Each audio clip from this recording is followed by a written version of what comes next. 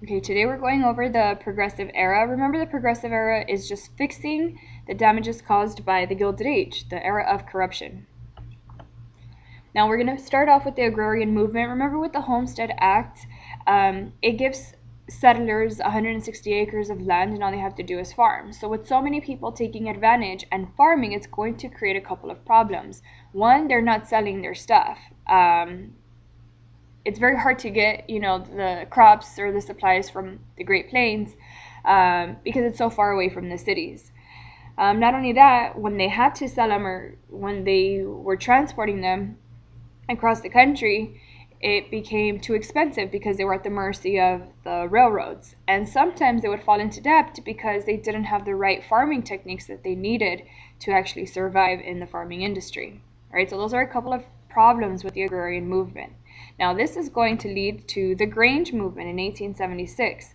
Now, the main goal was to reduce rural isolation.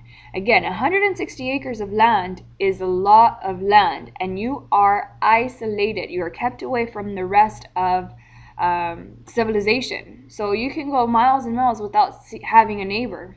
So that was the main goal of it. However, it turned into a demand for economic and political reform. So they wanted change. They also helped get the Interstate Commerce Act passed to regulate railroad rates. Again, that was one of their main, killers, is that they weren't able to make profits off of what they sold because the railroad companies were charging them too much.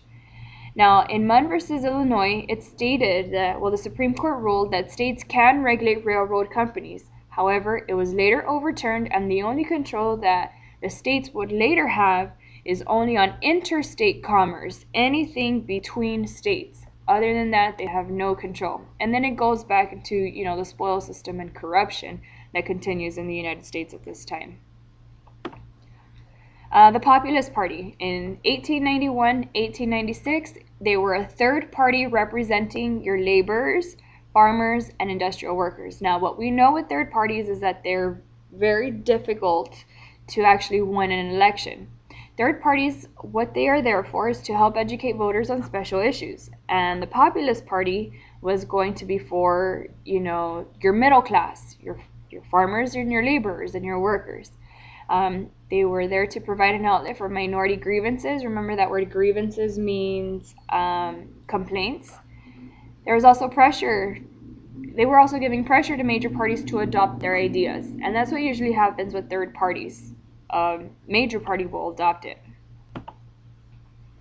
The Populist Platform. Who was running for president? William Jennings Bryan was running for president under the Populist Party. What he wanted, or what they wanted, was unlimited coinage of silver, the direct election of senators, which will later become our 17th Amendment, term limits for president, and we don't get that until after World War II, secret ballots to avoid intimidation, especially from the political bosses, immigration restrictions, which we already had, and a graduated income tax, which will later become our 16th Amendment. Okay, so that's what they were fighting for. The progressive movement, the goals of the progressive movement were to correct political and economic injustices from industrialization. It's misspelled. Industrialization, right, from the factories. Those robber barons taking advantage, labor unions, we were going to help out the workers. They had their roots in the social gospel movement. Now, the word gospel, that's a religious term. So here it says it's led by Protestant clergymen. Clergymen are your pastors, I guess you can say. They called on Christians to help their fellow man. So that's the progressive movement, to do what is right.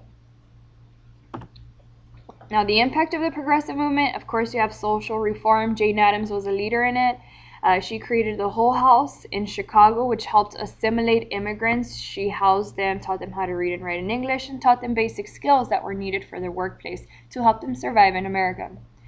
Another one is W.E.B. Du Bois, and he founded the NAACP, right, the National Association for the Advancement of Colored People. Again, this was a movement for social equality of African Americans. So that's W.E.B. Du Bois. Think of him as the Martin Luther King Jr. of the 1800s. Now, his arch nemesis will be Booker T. Washington.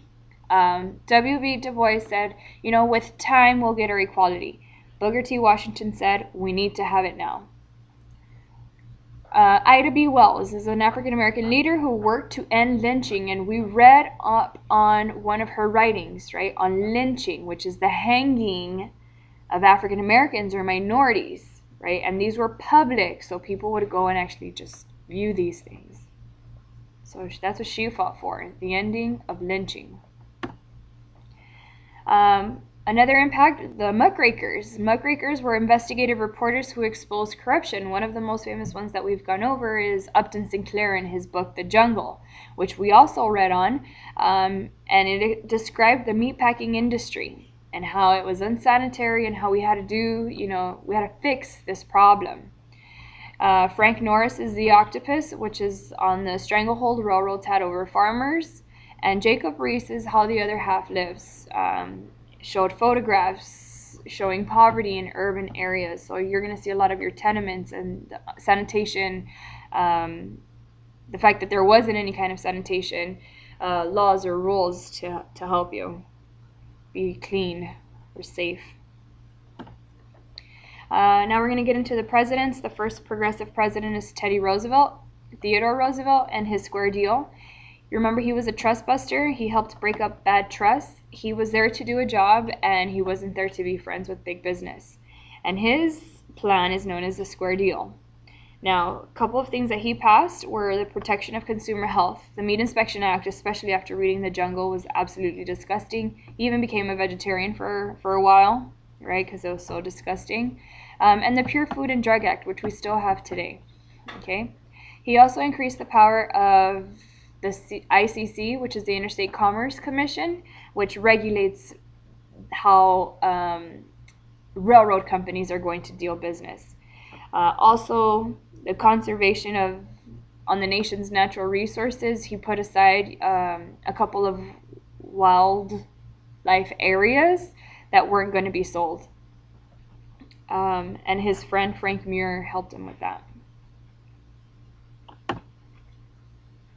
The next progressive president is Woodrow Wilson and his New Freedom. He sought to control business practices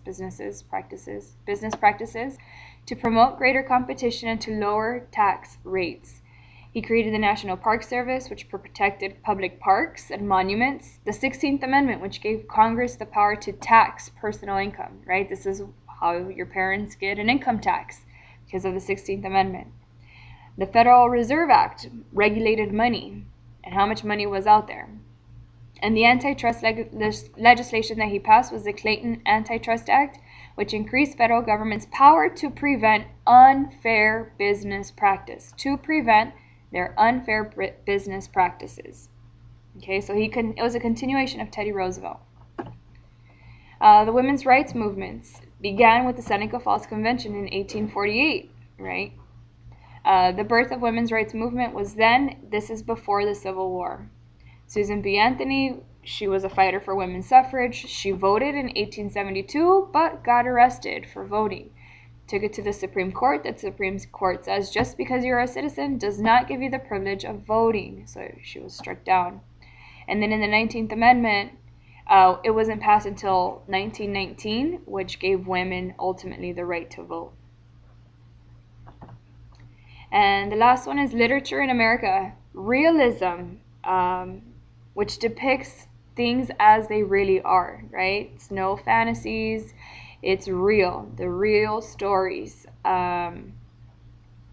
Literature, Horatio Alger, he wrote on rags to riches stories on how people became millionaires, kind of like Oprah, but of course she wasn't born then.